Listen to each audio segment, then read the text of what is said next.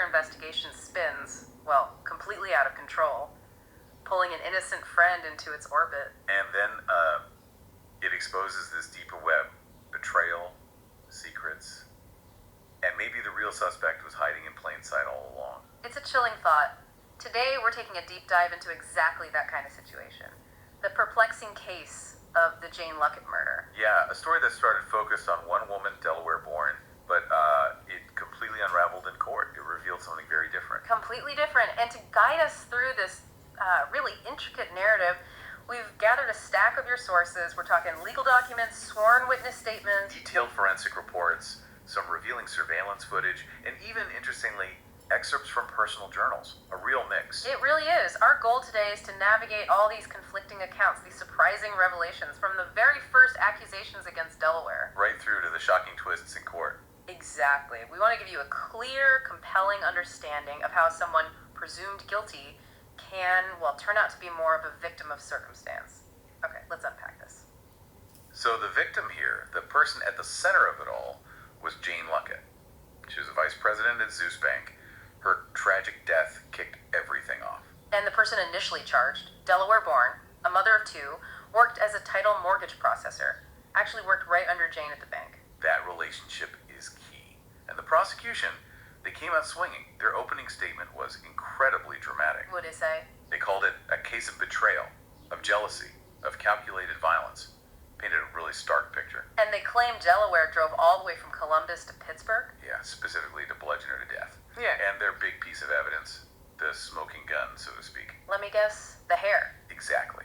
A strand of Delaware's weave, soaked in the victim's blood. Wow. Okay, on the surface that sounds incredibly damning. How does the defense even begin to counter that? Well, that's what the prosecution hoped, right. But the defense didn't hesitate. They came back immediately, very strongly. What was their line? Unequivocal. Delaware did not kill Jane Luckett.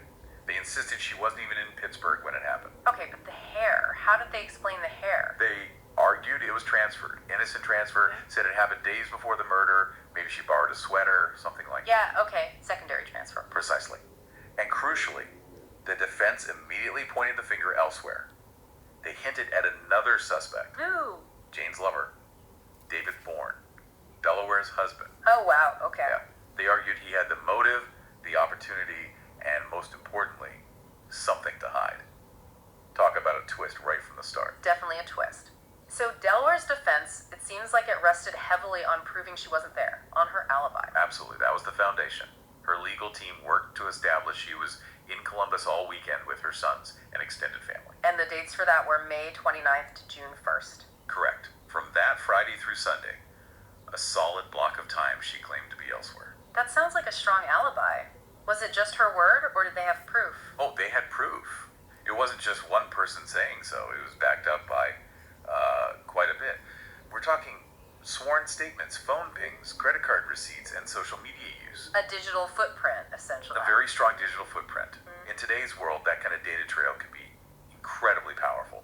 Hard to argue with phone pings and credit card swipes. You know? Right. And you mentioned sworn statements, so actual people corroborated this. Yes, several key people. Her mother-in-law, Loretta Bourne, stated Delaware was with her all day in Columbus. Okay. A cousin, Tina Marshall, confirmed they went shopping together. Uh-huh. Even a neighbor, Marcus Dean, saw her in the yard. And perhaps most compellingly, her own 12-year-old son, Isaiah Bourne, testified his mom never left the house that weekend. Wow, a combination of family, friends, neighbors, and the digital evidence. That paints a pretty consistent picture. It really does. Makes it very hard to argue she was secretly driving hours away to Pittsburgh. So back to the hair strand then. The prosecution's key evidence. How did the defense minimize that? They called it weak circumstantial evidence. And Delaware herself had an explanation. She admitted she'd borrowed a sweater from Jane. When was this? On Thursday, May 29th. Though some earlier notes mentioned March, the point is she borrowed clothing shortly before the murder. Which opens the door to that secondary transfer idea again. Exactly. The defense argued, look, the hair could easily have gotten onto Jane's clothing then, and been found later. It doesn't prove Delaware was there during the crime, just that her hair was there at some point. Okay, that makes sense. And they also focused on Delaware's character, right? To counter the jealous betrayal narrative. They did. They highlighted she had no prior criminal record, emphasized she was a mother of two, strong community ties. Trying to show she wasn't the kind of person capable of this? Right. She even stated herself, something like, "I'm not capable of hurting anyone, especially someone I considered a friend."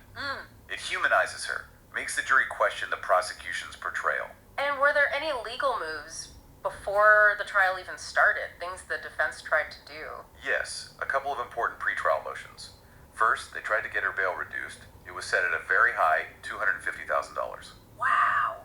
Yeah, her lawyers argued that was excessive, given her ties to the community and lack of flight risk.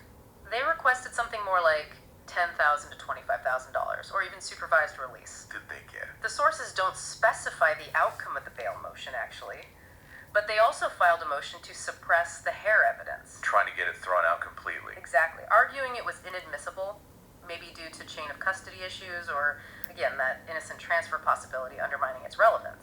Okay, so a lot happening even before the jury heard opening statements. When the trial did start, where did the prosecution's case against Delaware first begin to wobble? It started pretty quickly, actually, right at the hotel where Jane was found. The testimony of the front desk attendant, Cynthia Pierce. What did she say? She confirmed Jane checked in on Friday, May 30th. Yeah. And interestingly, David Bourne, the husband, checked in the next day, Saturday, May 31st. Okay. And Delaware. That was the key thing. Pierce testified she never saw Delaware Born at the hotel. At all. That directly contradicts the idea she was there to commit the murder. Directly. It was the first significant crack in the prosecution's story. And then came the forensics expert, Dr. Finney, the one who initially analyzed the hair. Did her testimony hold up? Well, yes and no. She confirmed the hair was synthetic, consistent with Delaware's weave, and yes, it was embedded in blood. Which still sounds bad. It does. But under cross-examination, she had to make some crucial concessions. She admitted it was possible this strand was transferred before Jane's death. Acknowledging the defense's theory? Exactly. And maybe even more importantly, she conceded that the hair itself doesn't prove Mrs. Bourne was present at the scene of the crime conclusively. That's a huge admission from a forensic expert. Doesn't prove conclusively. It really is. It introduces significant reasonable doubt about their star piece of physical evidence. Suddenly, it's not so damning. And the problems for the prosecution didn't stop there, did they? I understand the cell phone data caused quite a stir in the courtroom. Oh, absolutely. That was perhaps the turning point. Gregory Hill, a cell data analyst, took the stand. And what did the data show? It was crystal clear. Irrefutable, according to the sources. Delaware's phone pinged cell towers in Columbus continuously from Friday to Sunday. Continuously. Continuously. Yeah. Never left the Columbus area. Wow. So while the prosecution is saying she drove to Pittsburgh, her phone is placing her firmly in Columbus the entire time. Precisely. You can imagine the reaction. The sources mentioned it. Gasps in the courtroom. This digital alibi was just concrete.